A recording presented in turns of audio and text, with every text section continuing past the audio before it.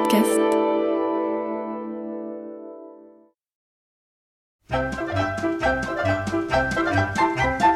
Les aventures de Tintin d'après Hergé, une émission de Nicole Strauss et Jacques Langeais. Musique originale d'André Pop, réalisation René Villemet. Tintin en Amérique, 6e épisode. Tintin vient d'arriver en Amérique où il doit lutter contre les gangsters. Notre ami, qui accompagne évidemment Milou, est plein de courage, mais les bandits de Chicago sont puissants et parfaitement organisés. Plusieurs fois déjà, le jeune reporter a failli terminer prématurément sa carrière. Mais heureusement, il s'en est tiré. Pour les 2 derniers attentats, les gangsters avaient pourtant mis toutes les chances de leur côté, en faisant d'abord respirer un gaz à notre ami, et là encore une fois la chance a joué en sa faveur, puisque dans leur précipitation, les complices de Bob Lécaro ont libéré non un asphyxiant, mais un soporifique qui n'a fait qu'endormir Tintin. La dernière tentative criminelle, par contre, aurait réussi sans l'astuce de notre héros. Se sachant visé, épié, en un mot condamné par les gangsters, il a assis près d'une fenêtre de son appartement un mannequin lui ressemblant en tout point.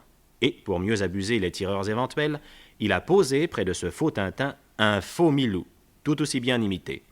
Les bandits ont mordu à l'appât, et 3 rafales de mitraillettes tirées d'un immeuble transforment en écumoire les 2 mannequins. Eh bien, tu vois, Milou, ils ont des tireurs d'élite et j'avais bien raison de me méfier des fenêtres, hein. Je suis persuadé qu'il s'agit là d'un coup de l'homme au contrat, l'ennemi d'Al Capone. Oui, mais maintenant qu'il croit s'être débarrassé de moi, je vais lui tendre un piège. Voyons un peu. Tous ces gens sont plus ou moins kidnappers, racketters, bootleggers, oui. Oui. Alors écoute-moi bien, mon petit Milou. Oui. Voilà. Il faudrait leur faire donner de faux renseignements sur un transport d'alcool, par exemple. Oui, du gin, du whisky. Ils dresseraient une embuscade pour s'emparer de la marchandise. Et alors Oui.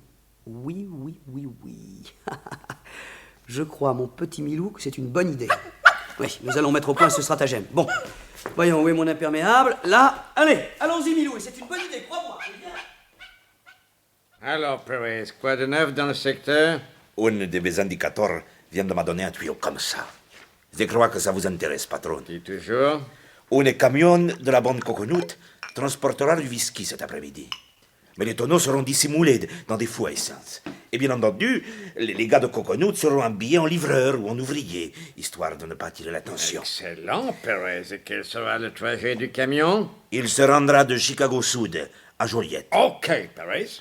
Alors on l'attendra en pleine campagne, avant la ferme de Davidson. Occupe-toi des détails, on part dans 1 heure. OK, boss. Chin chin. Un autre réussite. Ça doit marcher comme sur des roulettes.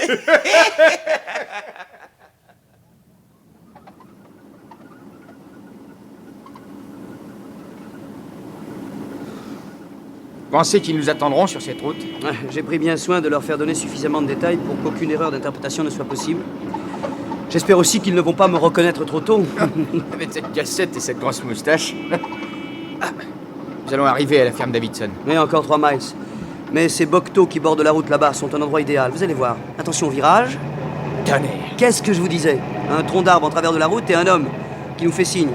Et derrière, attention, nous arrivons, ils sont là.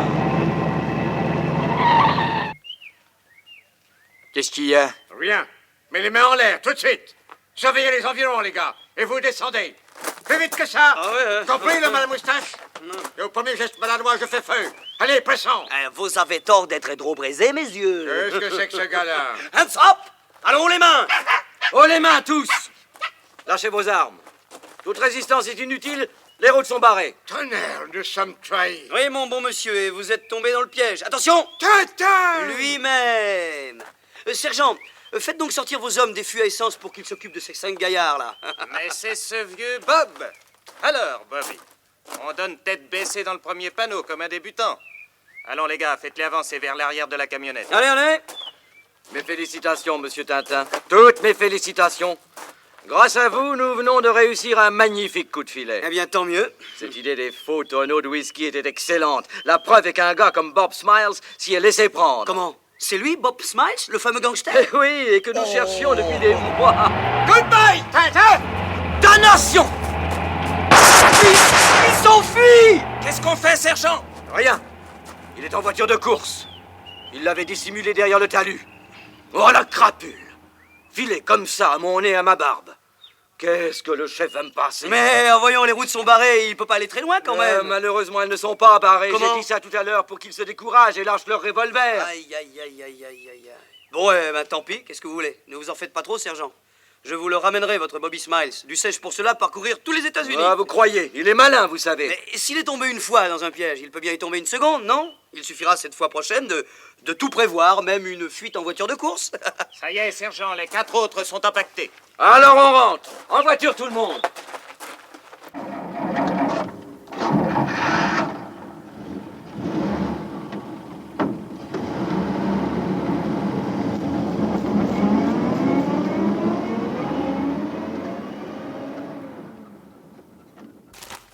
Ah, voyons ces télégrammes. Hé hé! Bobby Smiles a été vu à Redskin City, près des réserves de Peau-Rouge. Il n'a pas perdu de temps, c'est au moins à 2500 km d'ici. Mon vieux Milou, je prépare ma valise, je charge mon appareil photo et en route pour le pays des Indiens. Un beau voyage en perspective, hein? Et au bout, les Peaux-Rouges. J'ai l'impression, mon petit chien, que nous n'avons pas fini de nous amuser. Allez, viens!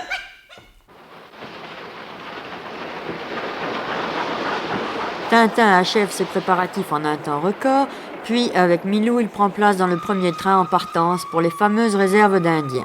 Long mais confortable voyage. Nous nous retrouvons 48 heures plus tard dans les rues de Redskin City, petite ville dont presque toutes les maisons sont encore en planches.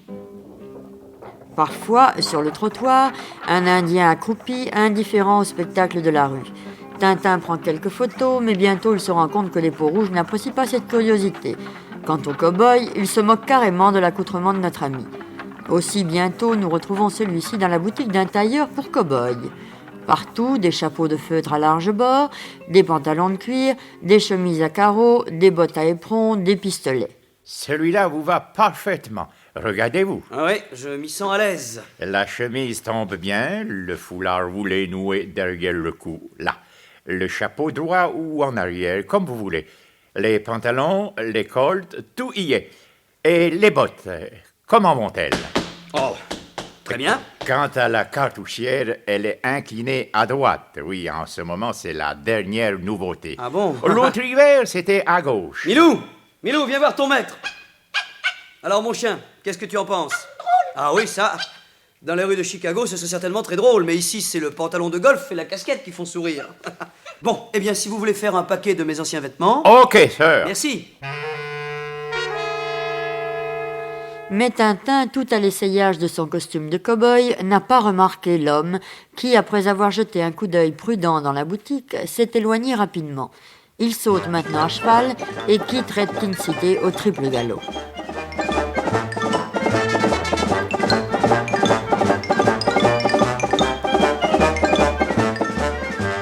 Un quart d'heure plus tard, il met pied à terre et se dirige vers une baraque en planche, seul au milieu de la plaine. Patron! Prenez garde! Tintin vient d'arriver. Je l'ai vu chez le vieux Smith. Il a acheté un costume. Je suis sûr qu'il est sur votre piste. Tonnerre de tonnerre! Il est bigrement accrocheur, le gredin. Merci, Joe. Mais pas de quoi, patron. Moi, je rentre à la ville. Tâchez d'avoir l'œil. Ne t'inquiète pas. Un homme averti en vaut 2.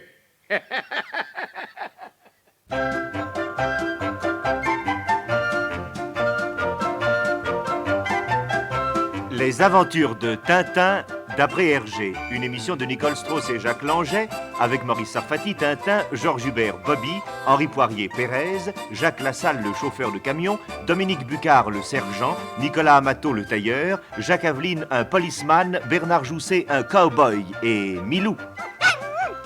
Musique originale d'André Pop, bruitage et effets sonores Joe Noël, chef opérateur du son Jean Jusforgue, assistant Jean-Claude Létard, réalisation René Villemet.